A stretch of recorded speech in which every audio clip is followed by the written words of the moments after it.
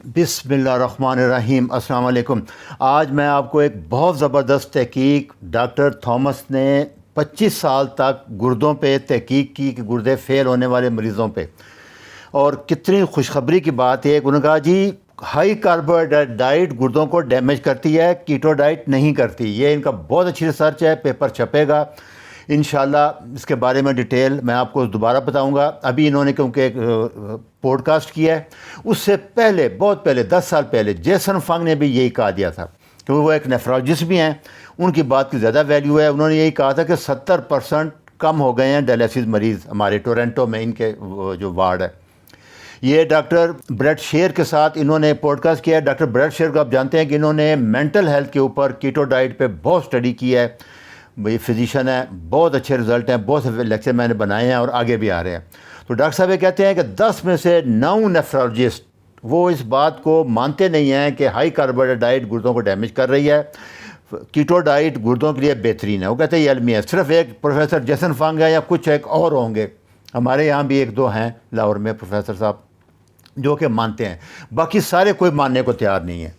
تو number 1 cause, سب سے بڑی وجہ گردے فیل ہونے کی، گردے ڈیزیز کی، وہ کہتے ہیں پروٹین نہیں ہے، ہائی کاربوہائیڈریٹ ہے۔ کیسے؟ ہائی کارب سے آپ کو انسولین ہوگا، بلڈ پریشر بڑھے گا، اوبیسٹی بڑھے گی، ٹائپ 2 ڈائبٹیز ہوگی اور گردے فیل ہونے کے 40 سے 45% مریض جو گردے فیل کے ہیں وہ شوگر کی وجہ سے آتے ہیں اور 20-25% بلڈ پریشر سے۔ تو یہ کوئی 80-75% گردے فیل کے مریضوں میں 2 بیماریاں ہیں، باقی ساری ملا کے تھوڑی سی رہ جاتی ہیں۔ تو ڈاکٹر صاحب نے 25 سالہ تحقیق کے بعد یہ کہا ہے کہ ہائی کاربوہائیڈریٹ ڈائٹ، اناج، ہائی کاربوہائیڈریٹ کیا ہے؟ ریفائن فلور، گندم، اناج، گندم سب سے پہلے، اور شوگر، یہ دونوں ریفائن فلور ہے۔ یہ دیکھیں مارکیٹنگ کاربوہائیڈریٹ کی، آپ اس کے بہت سے وہ کر رہے ہیں لوگ۔ اور اس کے بعد دوسری بڑی چیز، جتنے سیڈ آئل ہیں یہ سارے آپ دیکھ لیں، یہ سب خطرناک ہے۔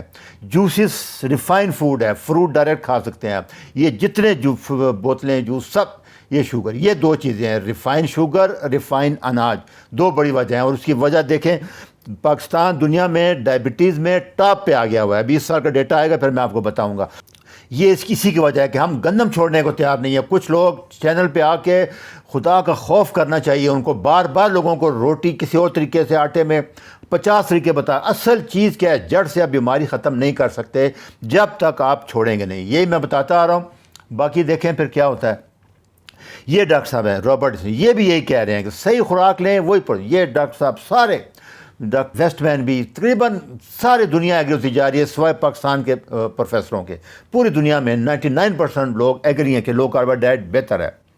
تو 2 سال کی اسٹڈی ہے، ابھی وہ چھپے گی کہ بیٹا ہائیڈروکسی بیوٹرین جو کہ کیٹون ہے وہ ڈائریکٹلی کڈنی کو ہیلتھ دیتا ہے، کوئی نقصان نہیں ہوتا ہے۔ ریسرچ فائنڈنگ ہے ان کی، وہ ابھی آئے گی، پیپر چھپے گا، کیونکہ پیپر چھپنے میں 6-7 مہینے لگ جاتے ہیں، انالیسس ہوتا ہے، بہت لمبا چوڑا کام ہے۔ تو انہوں نے یہ انٹرویو میں بتا دیا ہے، پیپر ابھی چھپے گا۔ یہ بات پروفیسر جیسن فنگ نے بھی کہہ دی تھی بہت پہلے۔ یہ ان کی کتابیں ہیں، اور دیکھیں یہ 2 ملین کا سب سے بیسٹ سیلنگ بک رہی ہیں۔ یہ ایسی بات نہیں ہے کہ کوئی ہوا میں یا کوئی یوٹیوبر ہے، یہ پروفیسر ہیں نیفرولوجی کے۔ تو پروفیسر تھامس کے مطابق ہر کاربوہائیڈریٹ ڈائٹ میٹابولک ایسیڈوسس کاز کرتی ہے، انسولین کاز کرے گی، ٹائپ 2 ڈائبٹیز ہوگی، بلڈ پریشر ہوگا، ویٹ بڑھے گا، وسل فیٹ سب سے امپارٹنٹ خطرناک چیز وسل فیٹ ہے، جو دل کے گرد، آپ کے پیٹ میں، لیور کے گرد، پینکریاس کے گرد جمع ہوتا ہے، مسل کے اندر جمع ہوتا ہے۔ اس پہ بھی لیکچر بھی آ رہے ہیں آگے۔ اس کو سب سے ٹاکسک چیز کہتے ہیں۔ اور 70-80% جو اوبیسٹی ہے وہ کرونک گردے فیل ہونے کی بڑی وجہ یہ 3 بیماریاں ہیں۔ تو ایسڈ یورین جب ہو جاتا ہے میٹابولک ایسیڈوسس میں، تو پھر یورک ایسڈ کرسٹل بن جاتے ہیں اور کڈنی سٹون بننا شروع ہو جاتے ہیں۔ لمبی چوڑی تھیوریز ہیں۔ تو اسے وہ کہتے ہیں کہ کوئی ڈرگ، ڈاکٹر صاحب تھامس کہتے ہیں کہ آج تک ایسی ایجاد نہیں ہوئی جو کہ کرونک کڈنی ڈیزیز کو ٹھیک کر سکے، گردے فیل کو، کوئی ڈائلیسس اور ٹرانسپلانٹ علاج ہے۔ اور کوئی اسٹڈی آج تک یہ ثابت نہیں کر سکی کہ ہائی پروٹین ڈائٹ گردے کو ڈیمیج کرتی ہے۔ سب ہوائی باتیں ہیں، لوگوں کی سنی سنائی باتیں ہیں، ان کی ریسرچ نے یہ ثابت کر دیا۔ ابھی ہم بھی کافی دیر سے کہہ رہے ہیں، میں نے بھی اس پہ کافی لیکچر بنایا تھے، ڈاکٹر جیسن فنگ نے جب کہا تھا، تو وہ چینل پہ موجود ہے، ان میں ریفرنس دے دوں گا، وہ آپ ضرور سن لیں۔ تو لو پروٹین ڈائٹ جو ہے وہ سارکوپینیا کرتی ہے، مسل کمزور ہوتے ہیں، میٹابولک ڈس آرڈر ہو جاتا ہے، پھر کڈنی ڈیمیج شروع ہو جاتے ہیں، وہ GFR کم ہونا شروع ہو جاتا ہے۔ تو کیٹو ڈائٹ ڈائٹ کی 2 سال کا فالو اپ انہوں نے کیا, کڈنی فنکشن بہتر ہو گئے, کڈنی ڈیمیج رک گئی, GFR بڑھ گیا, بہت اچھے رزلٹ ہیں, وہ آئیں گے تو میں آپ کو بتا دوں گا. تو اب یہ ان کی اسٹڈی چھپے گی, پھر انشاءاللہ ڈیٹیل ہے کتنے پرسنٹ بڑھے, کتنا GFR بڑھا. بھی انہوں نے صرف ایک انٹرویو کیا ہے پوڈ کاسٹ, تو اس کے بارے میں انہوں نے بتا دیا. سمری میں کیا ہے, وہی چیز ہے خلاصہ کہ کیٹو ڈائٹ کڈنی گردے ہیلتھ کے لیے بہترین ڈائٹ ہے. پروٹین جو ہم لیتے ہیں جس کو ہائی پروٹین کہتے ہیں, یہ نارمل ریکوائرمنٹ ہے 1.5 سے 2 گرام پر گرام باڈی ویٹ. وہ باڈی ویٹ جو آپ کا ہائٹ کے ساتھ آئیڈیل ہونا چاہیے, اس میں میں ڈیٹیل بنا دوں گا. وہ نہیں جو آپ کا ابھی ویٹ ہے, جو آپ کو فرض کریں آپ کا آئیڈیل ویٹ 70 kg ہے, ابھی آپ 90 ہے, تو آپ 70 kg کے حساب سے پروٹین لیں گے. یہ اس میں ذہن میں رکھنا. اگر آپ کا 50 کلو ہے تو پھر بھی آپ 70 کلو ٹارگیٹ ہے, تو 70 کلو کے حساب سے لیں گے پروٹین.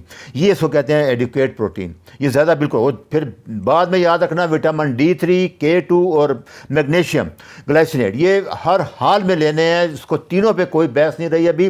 میگنیشیم کا بڑا فائدہ ہے کہ کیلشیم زیادہ نہیں ہوگا, گردے میں سٹون نہیں بنیں گے, ڈیمیج نہیں کریں گے. یہ جو لوگ کہتے ہیں کیٹو ڈائٹ اور وٹامن ڈی سے میگنیشیم, اس لیے وٹامن ڈی کے ساتھ ضروری ہوتا جا رہا ہے.